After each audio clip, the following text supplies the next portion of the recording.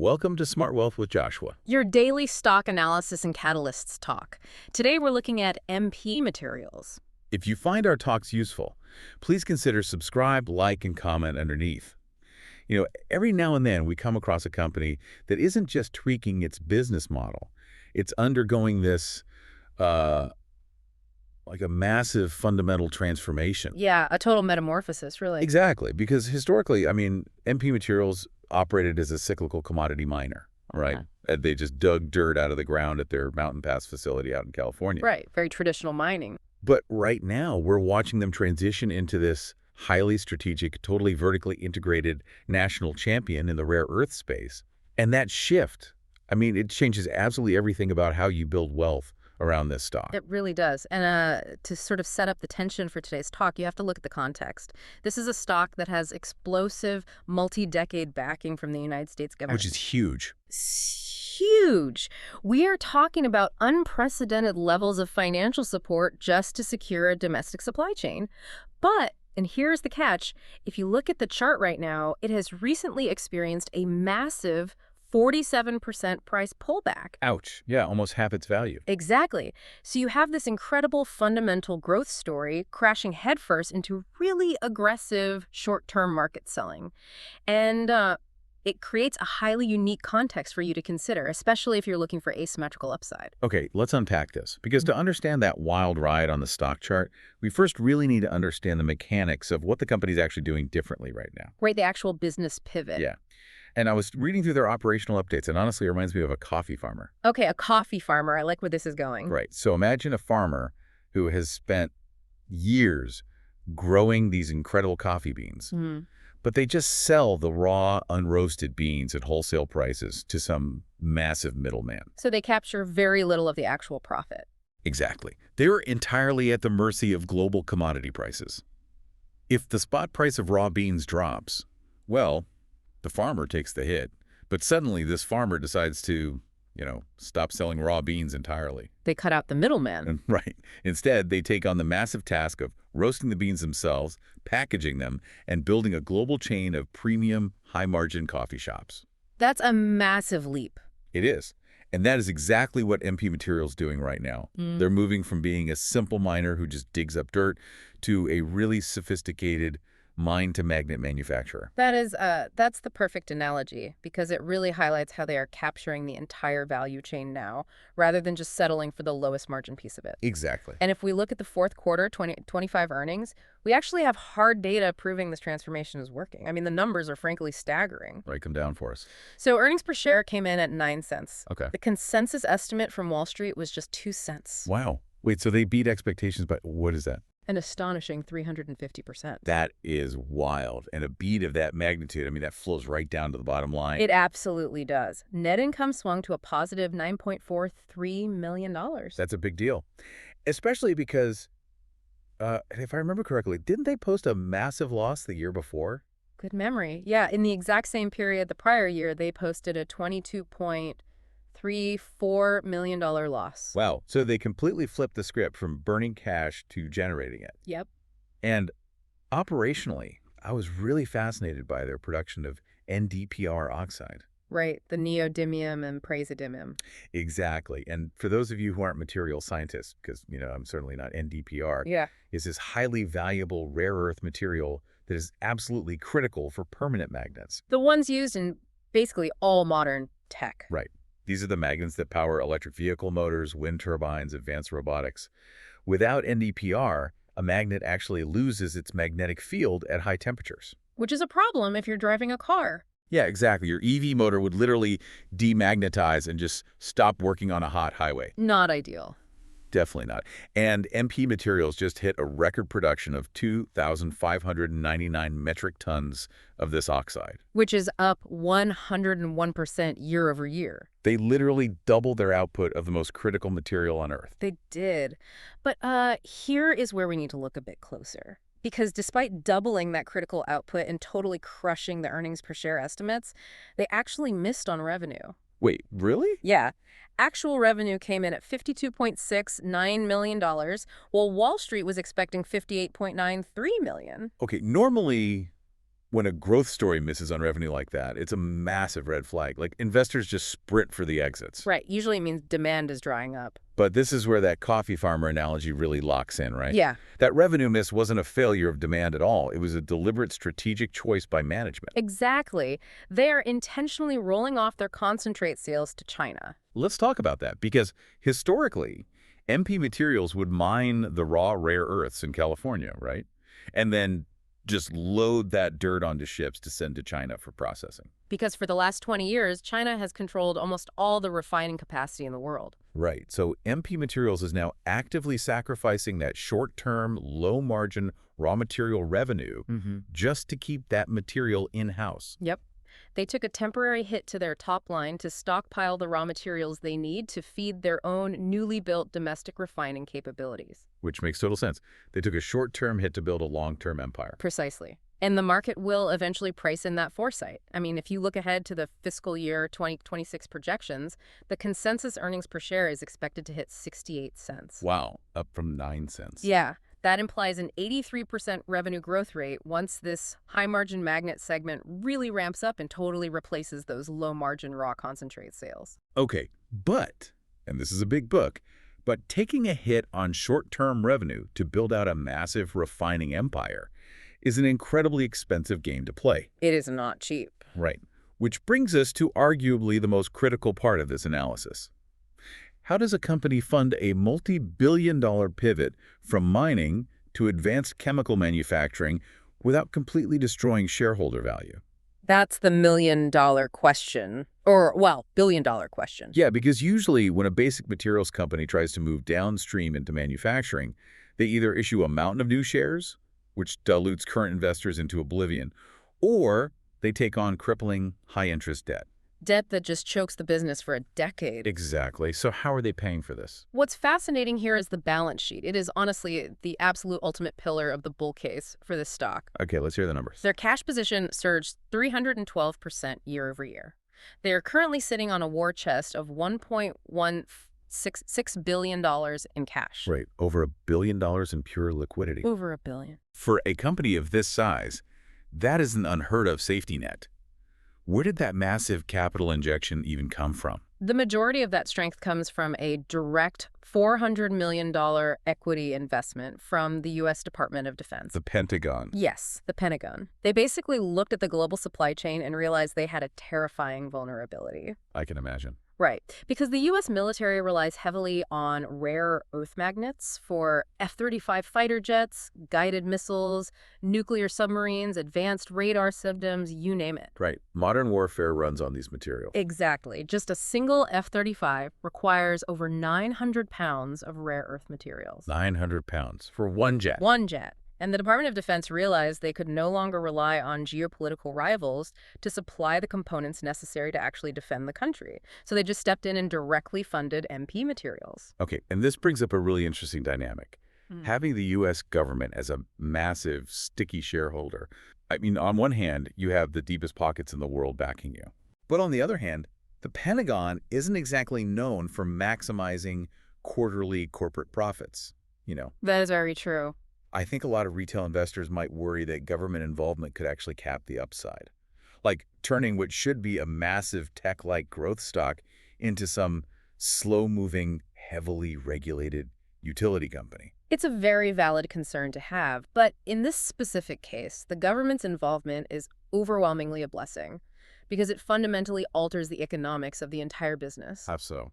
Well, along with that $400 million investment, the Department of Defense signed a 10-year price protection agreement with MP Materials. Oh, wow. Explain the mechanics of that, because that sounds like the holy grail for a commodity business. It really is. The government essentially guaranteed a floor price of $110 per kilogram for their NdPr products all the way through 2035. Are you serious? I am. So wait, if the global spot price for rare earths suddenly crashes to, say, $50 a kilogram because of some temporary glut in the market, MP Materials still gets paid $110. Exactly. It completely decouples the company from typical commodity volatility. That's massive. Yeah. Because historically, mining stocks just boom and bust based on those macroeconomic cycles. Right. When prices are high, everyone digs, the market floods, prices crash, and then miners go bankrupt. And this agreement just breaks that cycle entirely. It does. It guarantees the stable, predictable cash flow generation they need to actually build out their massive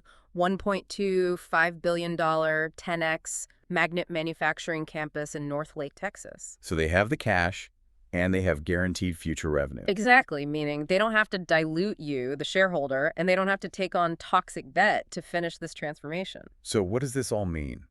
We have a company executing a brilliant strategic pivot. They're doubling their production of critical materials. They have over $1 billion in the bank. They have the literal U.S. military guaranteeing their profit margins for the next decade. It's quite the resume. It is. Yeah. So if the fundamentals are this bulletproof, why does the stock chart look like a terrifying roller coaster right now? The 47% drop. Yeah.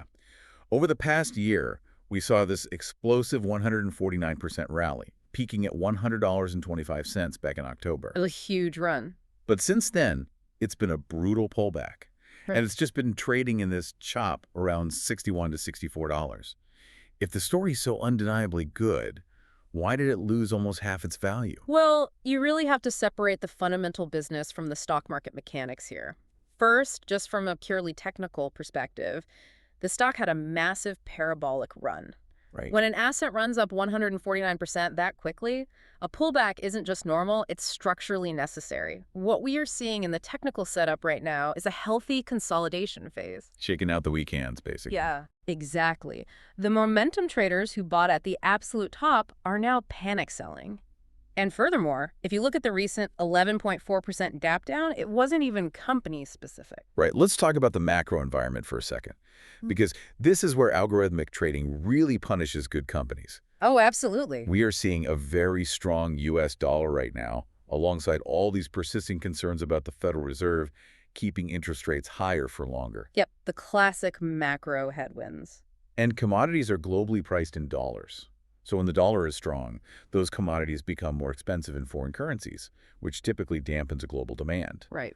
Because of that historical relationship, Wall Street trading algorithms are literally programmed to automatically dump the entire basic materials sector whenever the dollar spikes or rate hike fears flare up. They don't discriminate. Exactly. The algorithms do not read the Department of Defense Price Protection Agreement. They just sell the basket. Mp Materials just got dragged down in a macroeconomic crossfire. That is a perfect explanation of the mechanics at play.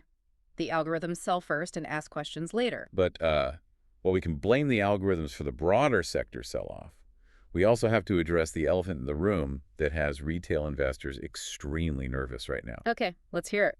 I was looking at the recent SEC filings, and the CEO, James Litinsky, recently sold 300,000 shares right around the $64 mark. The insider sale? Yeah. And when a stock is down 47% from its highs, and the CEO is suddenly unloading massive blocks of shares, people start screaming that it's a massive red flag. Of course they do. They assume management knows something terrible and is just abandoning ship. I am so glad you brought that up, because context is everything, and panic is usually just the result of missing context. That sale was actually executed under a pre-planned 10b5-1 automatic trading plan. Right. And before anyone panics about insider dumping, we should probably clarify how those plans actually work. Please do. A 10b5-1 plan means the CEO didn't just wake up yesterday, look at a red stock chart, and hit the panic button. No, not at all. These plans are legally mandated to be set up months, and sometimes years, in advance. They automatically trigger a stock sale when specific predetermined criteria, like a certain date or a specific price threshold, are met. Exactly. The entire purpose of a 10b5-1 plan is to prevent executives from being accused of insider trading based on current events. So this was likely scheduled a long time ago for routine portfolio diversification or tax management. Exactly. It completely deflates the bear argument that he is actively losing faith in the company. Which is a huge relief. It really is. It significantly dampens any bearish signal there. And honestly, losing faith right now would make zero sense given the geopolitical tailwinds that are actively tilting in their favor. What's happening geopolitically? Well, while the stock is pulling back on short-term macro fears, the global chessboard is aligning perfectly for them. Just recently, China announced plans to drastically tighten their oversight of rare earth production. Yeah, they are introducing strict fines for unauthorized output and severe penalties for quota violations. And we have to remember how China controls this market. They don't just have the most rare earth mines. They have spent decades heavily subsidizing the incredibly toxic and complex chemical refining processes required to actually turn that dirt into usable metal. Right, the refining is the bottleneck. They control roughly 90% of global processing. So when a monopoly player with that kind of grip decides to artificially constrain supply through strict quotas, global supply gets squeezed immediately. And when supply gets squeezed, alternative domestic supply chains become absolutely critical overnight. Which drops a massive geographic advantage right into MP Materials' lap. Exactly. Their Mountain Pass facility is literally the only scaled operation of its kind in North America. If China chokes off the global supply, MP Materials isn't just a highly profitable business. It becomes a domestic national security imperative. They literally have a geographical monopoly in the United States. It's And if we connect this to the bigger picture, Wall Street is fully aware of this geopolitical dynamic. They know exactly how crucial that California facility is. right. Which is why, despite the brutal recent price pullback, analyst sentiment remains overwhelmingly bullish. I mean, if you look at the major institutional coverage, there are 15 buy or strong buy ratings right now. Okay. There are 0 holds, and there are 0 sell ratings. 0 sells across 15 analysts. You almost never see that level of unanimous consensus on Wall Street. Especially not for an asset that just gave back 47% of its value. Right. That tells you the smart money is completely ignoring the short-term algorithmic noise. It speaks volumes about the underlying quality of the asset. The average 12-month price target from these analysts actually sits between $78 and $78.79. Which implies about a 36% upside from current trading levels. Exactly. And just recently, on April 20th, Wedbush initiated coverage on the stock with an outperform rating and a $90 price target. $90. Yeah. And in their thesis, they explicitly cited the government support and the geopolitical moat as the major catalysts. Okay, here's where it gets really interesting.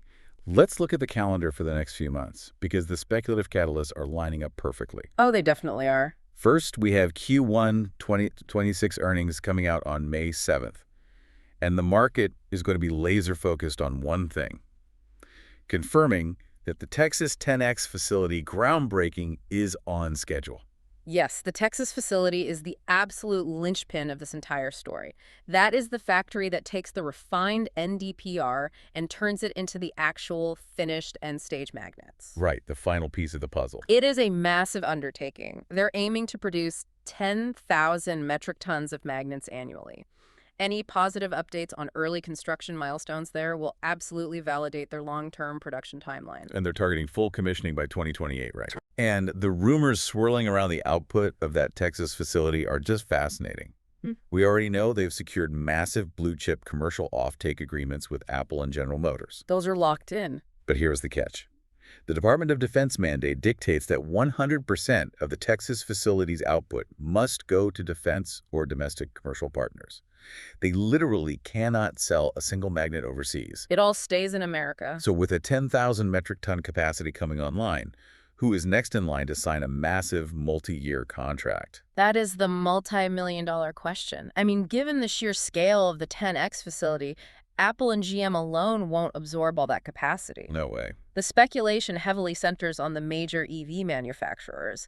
Tesla is the obvious name that gets thrown around, given their massive domestic manufacturing footprint. That would be a huge catalyst. Or perhaps Rivian, who is deeply committed to a localized supply chain. And on the defense side, major prime contractors like Lockheed Martin or Raytheon are incredibly logical candidates given the Pentagon's direct involvement in funding the facility. If any of those names drop in a press release over the next 6 months, it would act as a massive immediate catalyst for the stock. Oh, it would soar. It is incredibly fun to dream about an Apple, GM, Tesla, and Lockheed Martin customer list.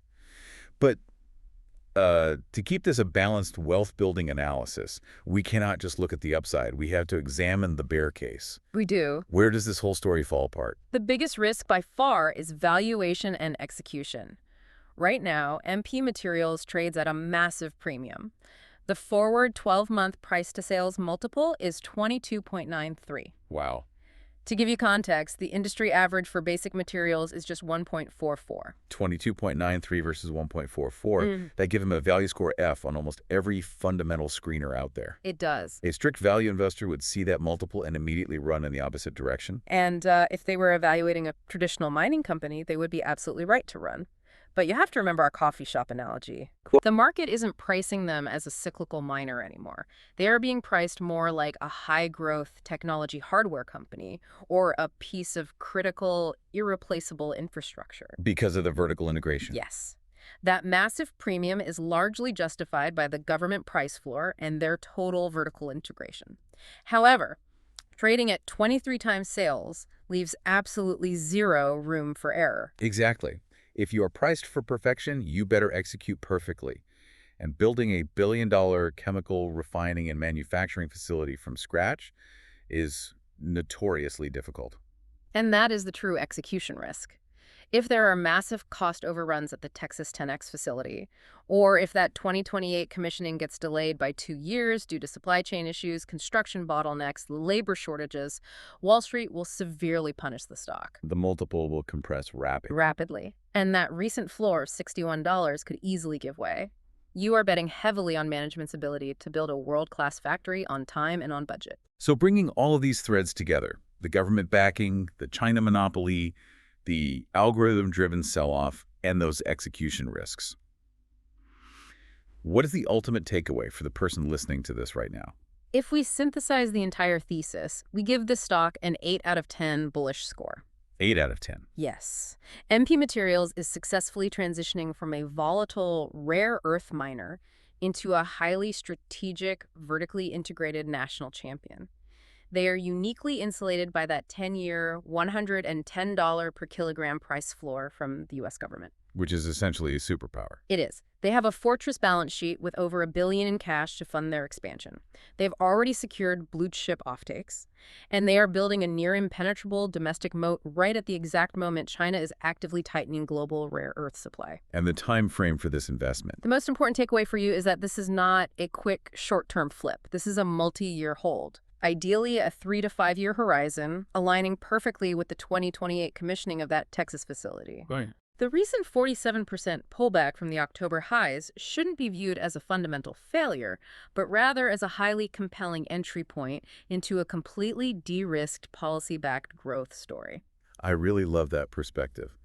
The coffee farmer isn't just surviving the commodity markets. They've secured government funding to build the premium cafes, and the price of their coffee is guaranteed by the military, even if the global market crashes. That's the perfect summary. It leaves me with one final, lingering question for you to ponder. Yes. As global supply chains continue to decouple, and the U.S. government starts directly funding infrastructure and setting price floors to secure critical materials, we are basically watching the birth of modern, state-sponsored capitalism in America. We really are. If the materials required for our future technology and defense are no longer being left to the unpredictable whims of the free market, what other completely overlooked, boring domestic mining or manufacturing sector is about to become the government's next heavily subsidized national champion? Keep your eyes peeled.